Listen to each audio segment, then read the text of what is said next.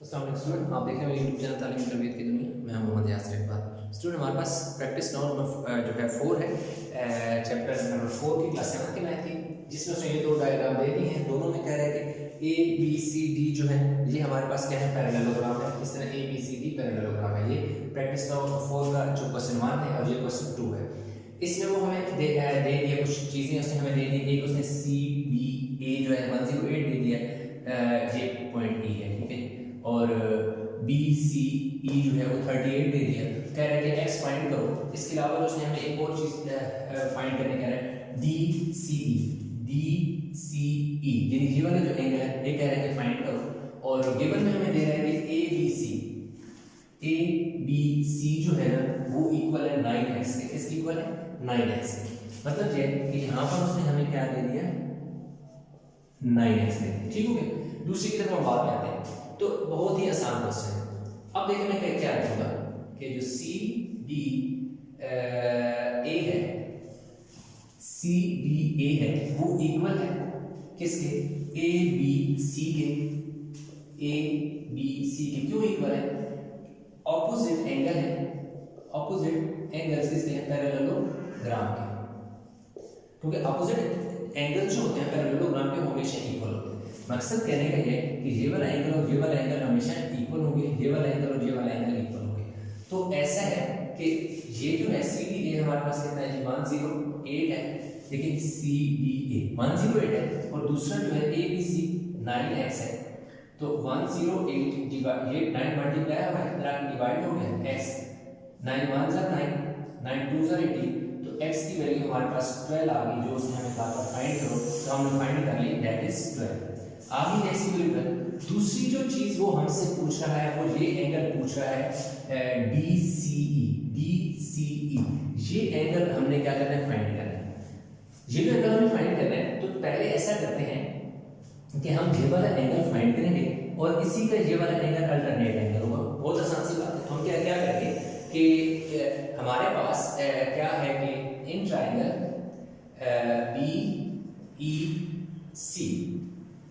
BEC हम triangle है, ठीक है। BCE ट्रायंगल है। अब इसमें हमारे पास क्या है कि जो एंगल है ना E, एंगल E कौन सा एंगल? ये वाला एंगल E, ये इक्वल होगा किसके? 180 माइनस 38 डिग्री प्लस 9x के। कैसे? क्योंकि एक ट्रायंगल है इस चीज की, ये 1 2 3 एंगल टोटल का जो सम है वो 180 होता है। इन 3 एंगल में से 2 उसने हमें दे दिए, जो 3 एंगल में से 2 दे दिए, उन 2 दे दिए, उन 2 एंगल को हम तीसरे में से निकाल देंगे तो हमारे पास तीसरा एंगल आ जाएगा। मैं मजीद एक्सप्लेन कर देता हूँ, थोड़ा सा मुझे कंप्लीट करने दें। अब देखिए 38 प्लस 9 मल्टीप्लाई बाय कितना 9x, बल्कि 9x उसने हमें दे दिया। ये देखिए 9x किसकी इक्वल दे दिया उसने हमें? 108। इसलिए मैं इसकी जगह क्या लिखूंगा? 108, क्योंकि ये ऑपोजिट एंगल है ना, ये आपस में इक्वल होंगे। तो अब angle E is equal to 180 degree minus 108 में से 38 क्या कर लो? माइनस कर लो, ठीक है। तो हमारे पास कितना बचेगा? 8 में से 8 0, 10 में से, और सॉरी ये ऐड करना है, 8 और 8 16, 1 कैरी और 146 आ गया। Angle E is equal to 180 में से 146 को माइनस करो तो पीछे 4 बचेगा और 34, तो कितना आ गया? 34 डिग्री आ गया। अब ये जो एंगल है ये मेरे पास कितना आ गया? 34 है आ गया, ठीक है। अब देखिएगा कि B C E D C E is equal to BEC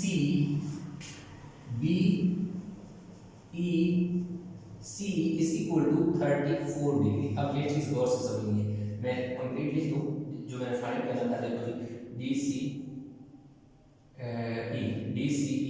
is equal to 34 degree. ये देखो जो मैं फाइंड करना था मैंने फाइंड कर लिया, DC is equal to 34 degree में आपको एक्सप्लेन। अब मैंने ये कहा आपसे कि जो मेरा एंगल है ना DCE, ये वाला एंगल BEC ये वाले एंगल की इक्वल है। क्यों इक्वल है? क्योंकि ये अल्टरनेट एंगल है। इसके आगे मैंने क्या लिख देना है? Alternate angle. अल्टरनेट एंगल्स क्यों अल्टरनेट एंगल? कि जब भी दो साइडें पैरेलल हो, देखो ये साइड के पैरेलल हो, उनको एक लाइन कट कर रही है, तो इसलिए उसके यहाँ पर बनने वाला एंगल और यहाँ पर बनने वाला एंगल क्या होते हैं? अल्टरनेट एंगल कहलाते हैं। इसी तरह अगर यहाँ पे वाला और यहाँ पे तो इस तरह दो चीजें मैंने फाइंड करनी थी, दोनों चीजें मैंने फाइंड कर ली। ये वाला जो एंगल ई निकाला, मैं अगेन एक्सप्लेन कर देता हूँ। ई मैंने इसलिए 180 में से ये दो निकाले, इसलिए क्योंकि ये एक ट्रायंगल है, बीईसी एक ट्रायंगल है, इसके ये वाले दो एंगल मुझे दिए हुए थे। जब भी आपको एक ट्रायंगल के दो एंगल गिवन हो या आपने मालूम खुद किए हो, तो तीसरा एंगल निकालने के लिए आप ये करते हो कि जो दो एंगल गिवन है उनको क्या करोगे? ऐड करके 180 में से जब माइनस करोगे तो तीसरा एंगल आ जाएगा। अब आप चेक करना चाहें तो ये एंगल जो है 108, 38 और 34 को ऐड करोगे तो 180 बनेगा। तो इस तरीके से हमें दो जो चीजें फाइंड करनी थी वो हमने कर ली थी। अभी हम चलते हैं इसके क्वेश्चन में, जो प्रैक्टिस नंबर 4 है उसका क्वेश्चन नंबर 2 है उसी तरह।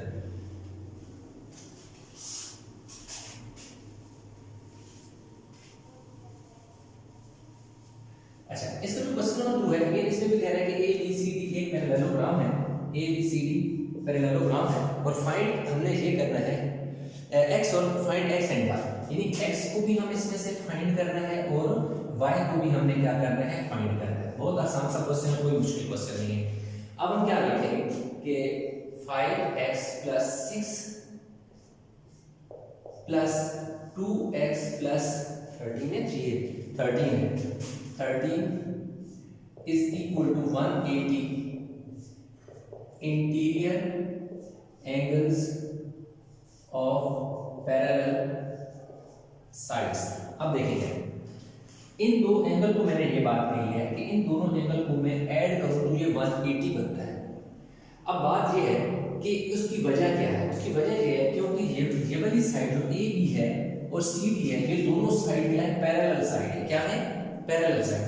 ABCD पैरेलल साइड है, इसलिए जब भी पैरेलल साइड हो और उनको एक लाइन ऐसे कट करनी हो तो उनके जो अंदर में एंगल बनते हैं इनको इंटीरियर एंगल कहते हैं। ये वाला और ये वाला इंटीरियर एंगल है और इस तरह इन दो एंगल को, इंटीरियर एंगल को ऐड करो तो 180 होता है। ठीक है, दूसरी तरीका आप यूं भी इसको समझ सकते हैं कि क्योंकि ये पैरेलल लाइन ऐसे जितना मर्जी एक्सटेंड कर दो बढ़ती जाएगी, तो अब ये वाला जो एंगल है, ये वाला जो एंगल है वो इस एंगल के अंदर नेट एंगल होगा, जैसे मैंने शुरू में बताया था। तो इसका मतलब है यहाँ पे क्या आ जाएगा? 2x + 13 आ जाएगा।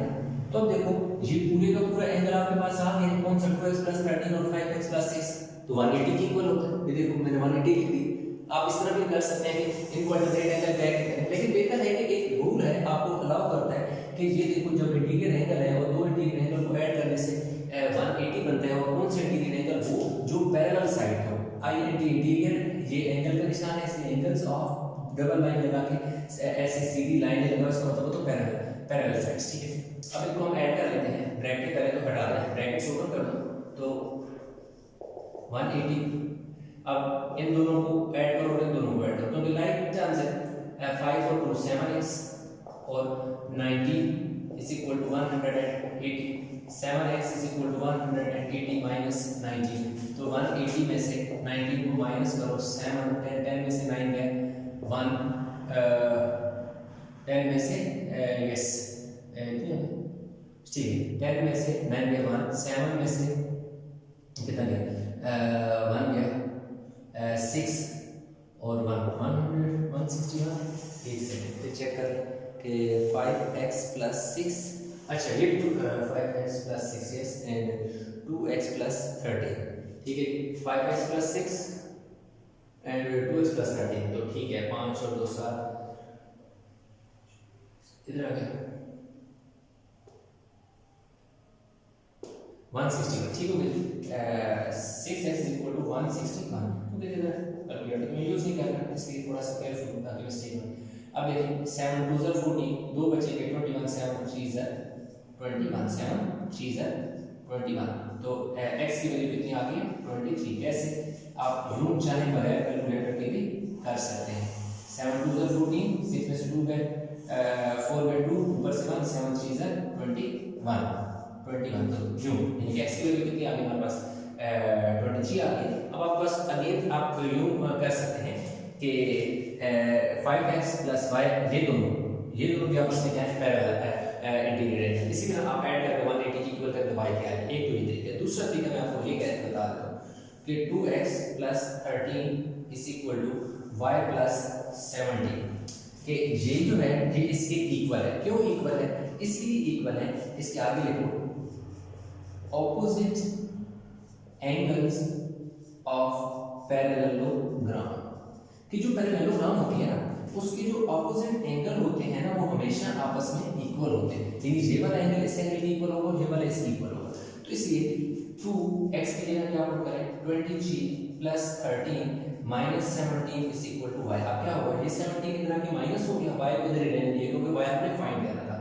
अब इन दोनों को मल्टीप्लाई करें तो कितना हो जाएगा, 46 plus 13 minus 17 is equal to y। अब इन दोनों को पहले मैं ऐड करता हूँ, 6 और 3 9, 4 और 1 5 minus 17 is equal to y।